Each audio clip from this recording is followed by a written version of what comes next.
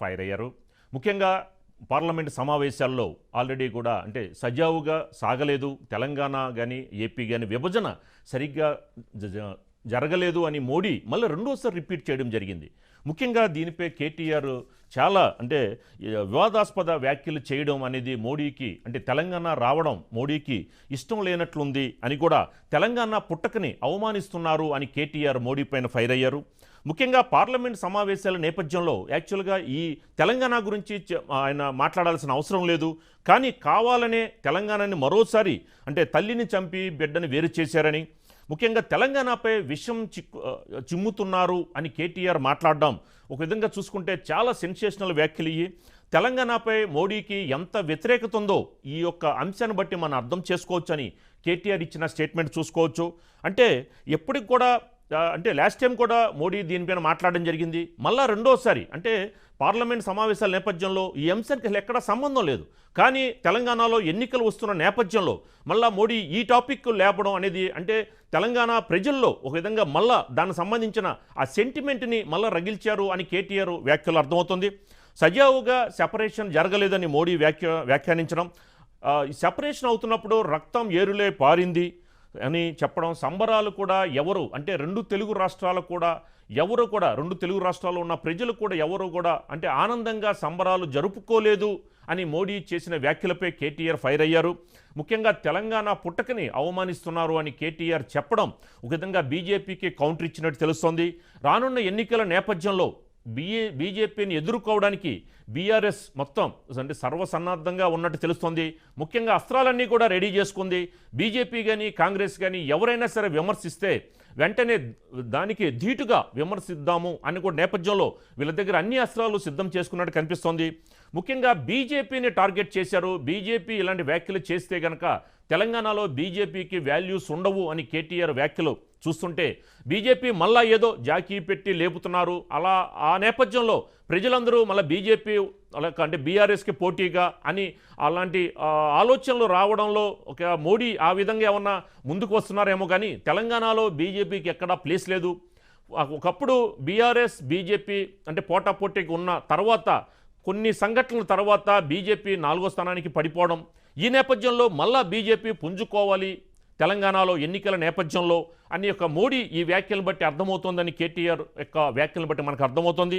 కానీ బీజేపీ ఎంత రావాలని చూసినా తెలంగాణలో బీఆర్ఎస్ని ఎన్ని రకాలుగా విమర్శించాలన్నా కూడా కానీ ప్రజల్లో మాత్రం బీఆర్ఎస్ బీజేపీ ఒక్కటే అని మాత్రం ప్రజల్లోకి క్షేత్రస్థాయిలోకి చాలా లోతుగా వెళ్ళిపోయింది. ఎందుకంటే కవిత విషయంలో అరెస్టు చేస్తారని బండి సంజయ్ మాట్లాడిన మాటలు, తర్వాత కవితని పక్కకి వెళ్ళిపోవడం, తర్వాత బండి సంజయ్ బీసీ కార్డు ఉన్న బండి సంజయ్ని తప్పించి కిషన్ రెడ్డిని తెలంగాణ అధ్యక్ష పదవిలో పెట్టడం చూసుకుంటే కనుక ఈ ఒక విధంగా కేసీఆర్కి మోడీకి మధ్య అవగాహన జరిగింది అన్న నేపథ్యం కూడా ప్రజల్లో క్షేత్రస్థాయిలో జరుగుతోంది అలాంటి టాపిక్స్. సో బీజేపీ బీఆర్ఎస్కి బీ టీం అని కాంగ్రెస్ చెప్తున్నది అదే నిజమయ్యేటట్టు కనిపిస్తోంది. కానీ మధ్యలో కవితకి మళ్ళా ఈడీ నోటీసులు పంపడం, దాని మీద కవిత రియాక్ట్ అవ్వడం చూస్తుంటే కనుక ఇది మోడీ నోటీసులే, దీనికి సీరియస్గా తీసుకోవాల్సిన పని లేదు అని కవిత వ్యాఖ్యానించిన నేపథ్యంలో సో ప్రజలందరికీ కూడా ఓకే బీజేపీ మళ్ళా ఏదో అంటే బీజేపీ బీఆర్ఎస్ ఒకటి కాదు, మేము వేరు అని ప్రజల్లోకి చెబుదాము అనే సంకేతాలు పంపినా కూడా కానీ ఇది ఎక్కడా వర్కౌట్ అవ్వలేదు. బీజేపీకి ఒక విధంగా గడ్డు పరిస్థితి కనిపిస్తోంది.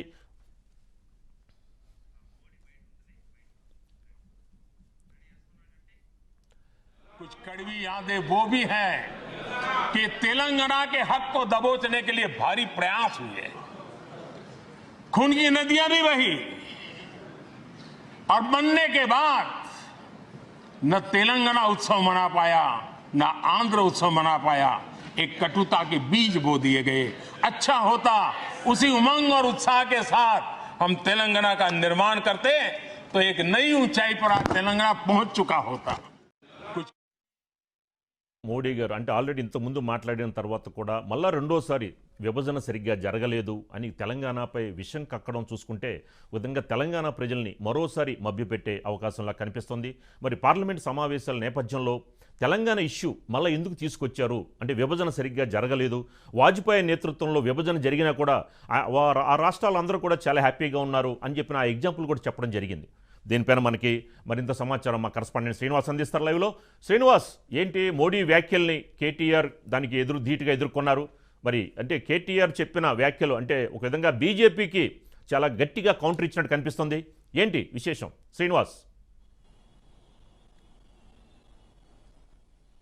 సీతారామరాజు, ఇక మరి తెలంగాణ రాష్ట్ర ఏర్పాటుపై మరొకసారి దేశ ప్రధాని నరేంద్ర మోడీ పార్లమెంటులో ప్రస్తావించడం పట్లనైతే మంత్రి కేటీఆర్ అయితే మండిపడ్డారని చెప్పుకోవచ్చు. ఇక దీనికి ఆయన ప్రధాని వ్యాఖ్యలను కూడా ఆక్షేపించారు. సో దీనికి మరి ప్రధాని చేసిన వ్యాఖ్యలు తెలంగాణపై విషం కక్కుతున్నాయని కూడా మరి ఆయన ఆక్షేపించారు. దీంట్లో ముఖ్యంగా మంత్రి కేటీఆర్ చేసిన వ్యాఖ్యలను మరి బీజేపీలో మరి ఈ తీవ్రంగా ఖండించడాన్ని బట్టి అయితే మనం చూడొచ్చు. మరి ఇంతకుముందు మీరు అన్నట్టు బీజేపీ బీఆర్ఎస్ కలిసిపోయానే మరి కాంగ్రెస్ చేస్తున్న ప్రచారంలో మరి తాజాగా నిన్న పార్లమెంటు సాక్షిగా దేశ ప్రధాని నరేంద్ర మోడీ చేసిన వ్యాఖ్యలు తెలంగాణ పట్ల మరొకసారి విషయాన్ని చిమ్ముతున్నాయని కేటీఆర్ చెప్పడం కావచ్చు. అలాగే కేటీఆర్ మరి ఇక తీవ్ర స్థాయిలో కూడా అనేక విమర్శలు చేశారు. దీంట్లో ముఖ్యంగా మరి 60 సంవత్సరాలు కొట్లాడి సాధించుకున్న తెలంగాణ రాష్ట్ర ఏర్పాటును దేశ ప్రధానిగా ఉన్న నరేంద్ర మోడీ మరి ఎందుకు పూర్తిగా దీన్ని హర్షించడం లేదని కూడా మరి ఆయన ప్రశ్నించారు. అలాగే మరి ఇక ఇది పూర్తిగా తెలంగాణ ప్రజలను అవమానించడమేనని కూడా చెప్పారు. మరి ఎన్నో త్యాగాల పునాదుల మీద ఏర్పడిన తెలంగాణ రాష్ట్రాన్ని మరి ఇట్లా అవహేళన చేయడం తెలంగాణ ప్రజల్ని మరొకసారి పార్లమెంటు సాక్షిగా కూడా అవమానించడమేనని కూడా చెప్పారు. అలాగే ఇక మరి పార్లమెంట్ అంటే ప్రజలు దేవాలయంగా భావించే ఈ యొక్క పార్లమెంటులో మరి దేశ ప్రధాని లాంటి వ్యక్తి మరి ఆ స్థాయిలో ఉన్న వ్యక్తి కూడా మరి ఒక రాష్ట్ర ఏర్పాటును పూర్తిగా హర్షించలేకపోవడం ఎందుకని కూడా ఆయన ప్రశ్నించారు. దీంట్లో మరి అనేక అంశాలను కూడా మంత్రి కేటీఆర్ అయితే ప్రస్తావించారు. ఇందాక తెలంగాణ భవన్లో కూడా మరి కొంతమంది వ్యక్తులు బీఆర్ఎస్ పార్టీలో చేరుతున్న సందర్భం కూడా మరొకసారి కూడా మరి మంత్రి కేటీఆర్ అయితే బీజేపీపై కూడా తీవ్ర స్థాయిలో మరి విమర్శలు చేశారని చెప్పుకోవచ్చు. ఇప్పటికే బీజేపీ పార్టీ మరి ఆ కేంద్రంలో ఉన్నప్పటికీ కూడా తెలంగాణలో మరి ఆ నిధులు ఇవ్వకుండా మొండికేస్తూ మరి తెలంగాణ అభివృద్ధికి అడ్డుకుంటుంది. సార్ దీని పట్ల మరి నీతి ఆయోగ్ లాంటి మరి సంస్థలు కూడా మరి మిషన్ భగీరథ కావచ్చు, కాళేశ్వరం లాంటి ప్రాజెక్టులకు కూడా నిధులు ఇవ్వాలని చెప్పినప్పటికీ కూడా ₹1 ఇవ్వకుండా తెలంగాణ అభివృద్ధికి అడుగడుగున అడ్డం పడుతూ మరి సొంత నిధులు సమకూర్చుకోవడానికి కూడా మరి సహకరించకుండా కూడా తెలంగాణ రాష్ట్ర ఈ యొక్క ప్రజల్ని అవమానిస్తూ అలాగే ప్రభుత్వంపై విషం చిమ్మడం పార్లమెంటు సాక్షిగా ఇది ఎంతవరకు కరెక్ట్ అని కూడా మరి మంత్రి కేటీఆర్ ప్రశ్నించారు. ఇక దీంట్లో ముఖ్యంగా చెప్పుకోవాల్సింది ఇక ఆయన నరేంద్ర మోడీని టార్గెట్గా కూడా చేసిన తీవ్రమైన విమర్శలు అయితే ఇప్పుడు పూర్తిగా మరి కొంత బీఆర్ఎస్ బీజేపీ మధ్య మరొకసారి ఏదైతే మరి కాంగ్రెస్ పార్టీ ఆరోపిస్తున్న విధంగా మరి తీవ్ర స్థాయిలో విమర్శలు చేసుకోవడం అయితే మరి ఇది ఇరు పార్టీల మధ్య మరొకసారి కూడా పచ్చగడ్డి వేస్తే బగ్గుమన్నట్లుగానే ఉందని చెప్పుకోవచ్చు. ఇక ఆయన మరి ట్వీట్ చేసిన సారాంశంలో చాలా తీవ్రమైన అంశాలను కూడా ఆయన మరి మాట్లాడడం జరిగింది. బీజేపీ 9 ఏళ్లుగా కూడా మరి తెలంగాణ ప్రభుత్వానికి మొండి చేయిస్తోంది. సో అక్కడ ఆంధ్రలో పోలవరం ఇచ్చారు. ఇక భారతదేశంలో మరొక 2 ప్రాజెక్టులు కూడా మరి జాతీయ హోదా కలిగిన ప్రాజెక్టులకు ₹1,00,000 కోట్ల ఇచ్చారు.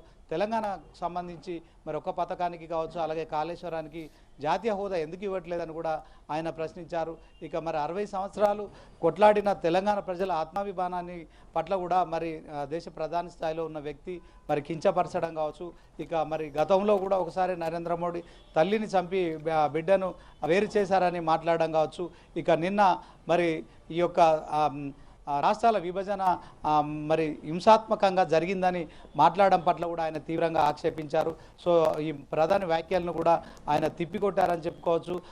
ఈ యొక్క నరేంద్ర మోడీని టార్గెట్గా చేసుకునే దేశ ప్రధాని మరి ఇలాంటి మాటలు మాట్లాడడం మరి ఒక చిన్న రాష్ట్రంపై విషం కిక్కడమేనని కూడా ఆయన చెప్పడం మనం గమనించవచ్చు. సీతారామరాజు. Thank you Srinivas.